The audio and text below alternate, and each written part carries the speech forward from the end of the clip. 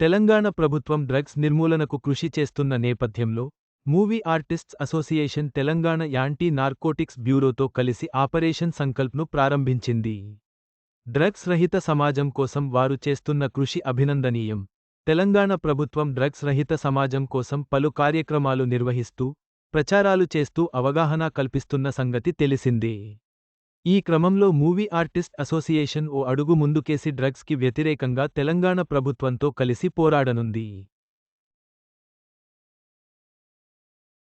Telangana anti narcotics bureau మరియు movie artists association సహకారంతో operation Sankalp అధికారికంగా ప్రారంభించారు.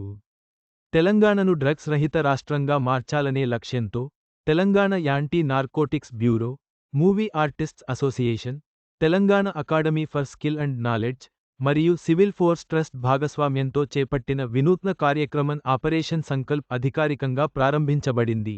బాలీవుడ్లో ఎన్టీఆర్ మరో సినిమా షారుఖ్, సల్మాన్తో కలిసి ఈ ముఖ్యమైన కార్యక్రమానికి director Shri Sandeep Shandilya, movie artists association vice president doctor Madala Ravi, SP Shri P. Seetharama మరియు department for the empowerment of persons with disabilities director Sailaja పలువురు హాజరయ్యారు.